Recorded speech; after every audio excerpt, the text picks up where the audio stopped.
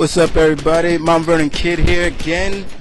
Pinch Spot Q&A time. How's everybody doing out there? Hope everybody's well on their end. First and foremost, like to once again wish my boy Blue Goblin happy birthday.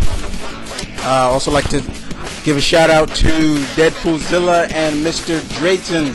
Mr. Carlos, thank you for sending me the trailer for Green Hornet. I will talk about that on another video as well. I have about 7 people with questions this time, from the likes of Hex, Zipblock, Respect, Sniper Master, Lady G, or pretty much 8 people actually. But yeah. So let's get to it, shall we?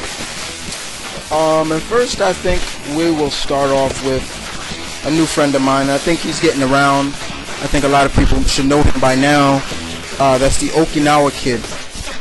And the Okinawa Kid asks me one question that I thought it was interesting, because I think he wants to know. He asked me, what do you think of One Piece, the anime and the manga series? Well,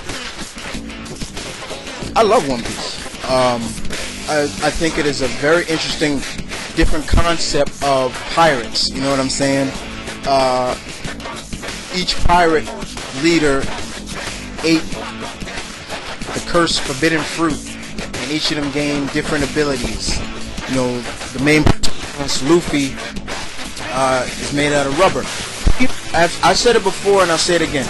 He makes rubber powers, stretching ability, you know, all that. He makes it so badass to have, because if you look at all the heroes that have the ability to stretch and expand their bodies, it kind of like, huh, yo, you could do so much more with those, but you limit yourself to just doing, you know, making your fist bigger or just stretching or things like that. I'm not disrespecting Reed Richards or Plastic Man or Elongated Man or anybody like that, but Luffy, he makes stretching powers so cool. I've always loved the show, and the manga. Great stuff, Okinawa. Okay, very stuff, good stuff. All right. So thank you for that question, kid. Thank you again. Check out his channel, you know. If he sends you a friend request, accept it, people. This is a good dude right here. Alright. Next, I will go to...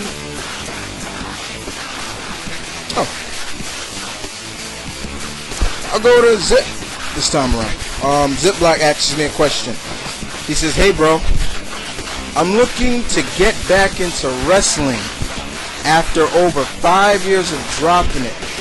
Where should I start again? Any particular DVD matches I should pick up?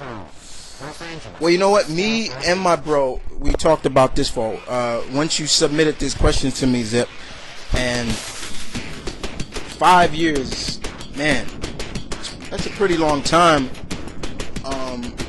My advice to you is to start watching, getting back into the weekly shows like Monday Night Raw and Fridays, and you know, depends on what you're watching. If you're watching WWE, then yeah, Mondays. Start watching Raw again. SmackDown. If you want to get into TNA, Thursdays. But if you were mainly a WWE fan,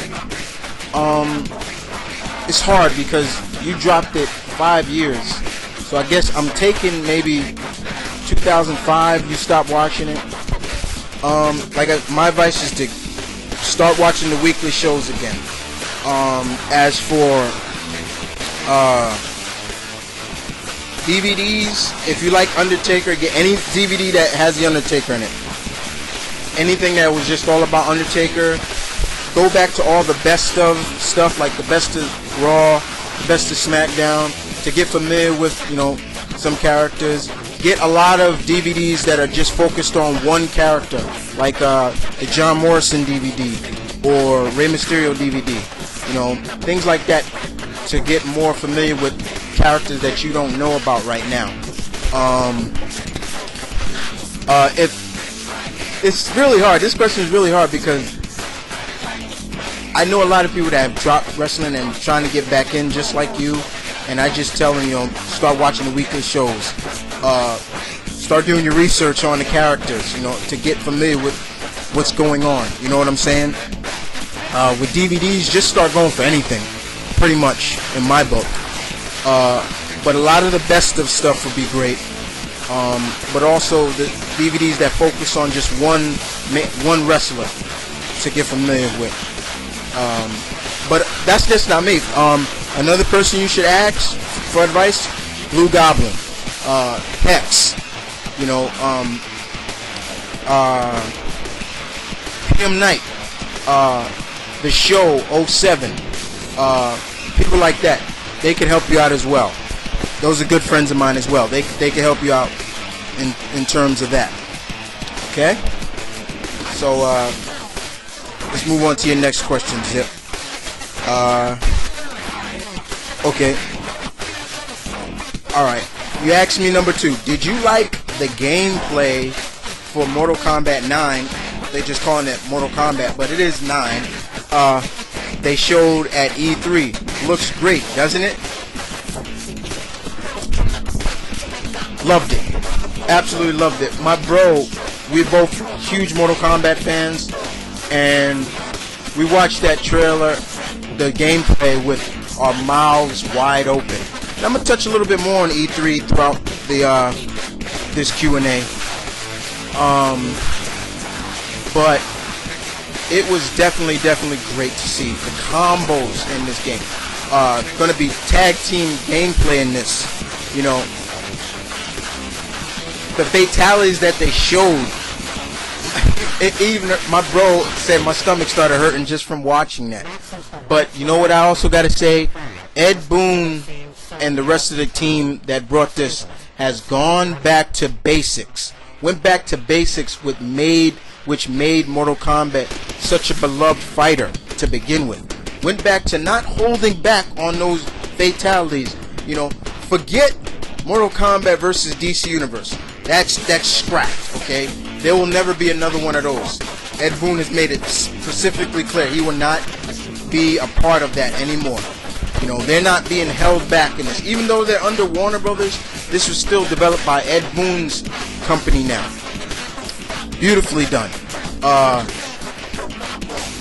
Man, it looks great. I can't wait till this game come out. They showed a lot of stuff with Kung Lao, and I love playing with Kung Lao. But I got to see more gameplay with my boy Scorpion. So, you know what I'm saying? So I'm loving it. I'm loving it, Zip. Most definitely loving it. That is on my must get / pre-order list. All right. So yeah, Zip. No doubt about it, baby. Alright. Next question you asked me is, have you seen that they put Appa and Momo in the last Airbender movie?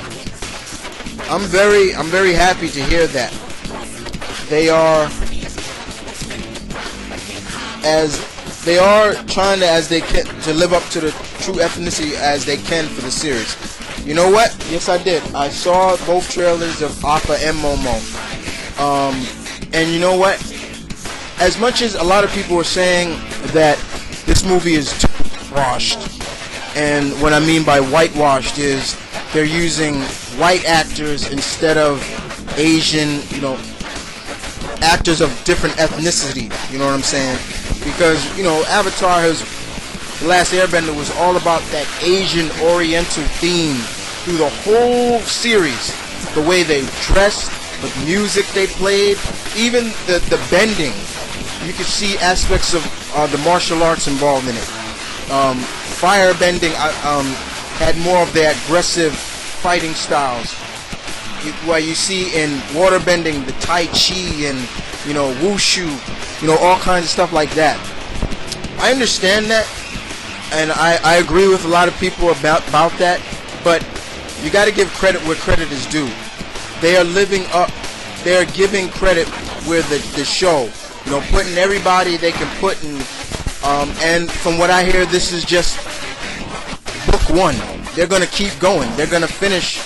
This is not just going to be a one-track movie. They're going to do exactly what they did in the show, with book one, book two, book three. So yeah, I'm looking forward to seeing this. This is a must-see movie in my book. So I'm glad to see they put Momo and Appa in it. You got to have the flying bison in it. You got to have the flying lemur in it.